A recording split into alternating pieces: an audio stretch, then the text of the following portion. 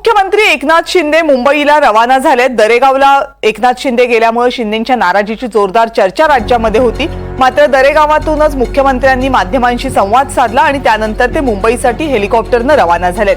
एकनाथ शिंदे हे दरेगावात गेले होते। पालकमंत्र्यांच्या नावांची घोषणा झाली आणि त्यानंतर शिंदे हे दरेगावामध्ये गेले होते। इकडे काही मंत्री नाराज होते, त्यांना अपेक्षित पालकमंत्री पद न मिळाल्यामुळे आणि त्यामुळे शिंदे नाराज असल्याची चर्चा जोरदार होती। मात्र दरेगावातून मुख्यमंत्री आता निघालेले आहेत मुंबईसाठी आणि त्या अगोदर त्यांनी काही वेळ माध्यमांशी संवादही साधला। आपले प्रतिनिधी सुजित आंबेकर सध्या आपल्या सोबत आहेत। सुजित, साताऱ्यामध्ये होते मुख्यमंत्री, दरेगावामध्ये माध्यमांशी संवादही साधला, काय म्हणाले मुख्यमंत्री? मुख्यमंत्री अतिशय कॉन्फिडंट दिसले। मला माफ करा, मी चुकून मुख्यमंत्री असा उल्लेख केला। उपमुख्यमंत्री एकनाथ शिंदे काय म्हणाले?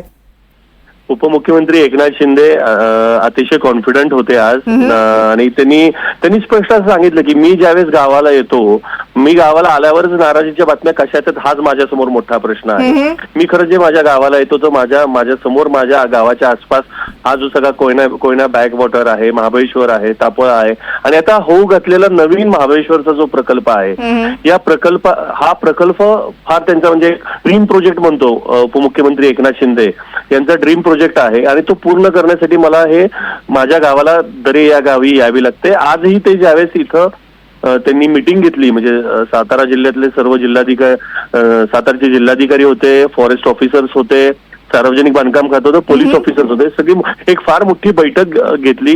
तिथं त्यांचं प्रेझेंटेशन केलं गेलं नवीन महाबळेश्वर प्रकल्पाबाबत आणि त्याच्यानंतर ज्यावेळेस ते माध्यमांशी बोलले की तुम्हाला असं का वाटतं, तर ते माध्यमांकडनं हा प्रश्न विचारण्यात आला की नाशिक आणि रायगडचा जो प्रश्न आहे तो क्लिष्ट झालेला आहे। ते म्हटले हा क्लिष्ट तुम्ही केलेला आहे म्हटले। ओके। आणि त्यांनी त्याबरोबर एक अतिशय वेगळ्या पद्धतीने उत्तर दिलं। तुम्हाला काय वाटतं म्हटले, हा प्रश्न क्लिष्ट आहे ना, अशा शब्दात त्यांनी उत्तर दिलं। नाही म्हटलं, मला तर काहीच वाटत नाही हा प्रश्न क्लिष्ट आहे, हा प्रश्न सॉल्व्ह झालेला आहे। जे प्रश्न निर्माण होतात, जे माध्यम प्रश्न निर्माण करतात हे तातडीने सॉल्व्ह होतात। तुम्ही बघा, आधी ही प्रश्न उपमुख्यमंत्री पदाचा होता किंवा काही खाते वाटपाचा प्रश्न होता, तोही मार्गी लागला। आता हा पालकमंत्री पदाचा प्रश्न निर्माण झालाय, तोही मार्गी लागलेला आहे। मग माध्यमांनी हा जो प्रश्न विचारला की आता हे पालकमंत्री पद रायगडचं असेल, नाशिकचं हे कुणाला मिळेल, जे तुमच्या मनात असेल तेच होणार, अशी गुगली एकनाथ शिंदे यांनी टाकली। हा, अतिशय सूचक वक्तव्य केलेलं आहे। म्हणजे एकनाथ शिंदे हे स्वतःच्या गोष्टी समर्थपणे मागून आणि मांडून ते पूर्ण करण्यात मुरब्बी राजकारणी आहेत असंच म्हणावं लागेल। असं म्हणावं लागेल, कारण गेल्या काही म्हणजे 2 महिन्यांमध्ये जवळपास 4 वेळा वेगवेगळ्या गोष्टींवरनं नाराज झालेत, कधी खाते वाटपावरनं, कधी मंत्रिमंडळ विस्तारावरनं, कधी मुख्यमंत्री पदावरनं। त्यामुळे आता यावेळेला मुख्यमंत्री उपमुख्यमंत्र्यांचं ऐकतात का आणि उपमुख्यमंत्र्यांच्या मनासारखं होतं का हे पाहावं लागेल, जसं सूचक वक्तव्य त्यांनी केलं असं तुम्ही म्हटलं। सुजित, धन्यवाद या सगळ्या माहितीबद्दल। आणि बघूयात सुजित यांनी जेव्हा संवाद साधला उपमुख्यमंत्री एकनाथ शिंदे यांच्याशी, त्यावेळेस म्हणाले काय ते दरेगावातून निघताना? मी आता या नवीन महाबळेश्वर हा मोठा प्रोजेक्ट आहे, याच्या मागे मी लागलेलो आहे। मी गावी आलो की लोक म्हणतात नाराज झाला।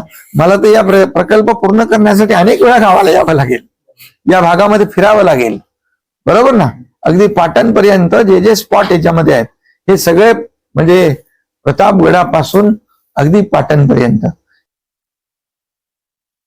गोगावलेंची नाराजी त्यातनं स्पष्ट त्यांनी मुलाखतीमधून नाही, शेवटी काय अपेक्षा करणं वावगं काय, शेवटी त्यांनी अनेक वर्ष रायगडमध्ये काम केलंय।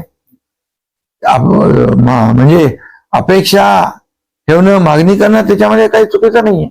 त्यामुळे महायुती जी आहे, मी आहे, आमचे मुख्यमंत्री आहेत आणि दुसरे आमचे उपमुख्यमंत्री, आम्ही बसून त्याच्यावर मार्ग काढू।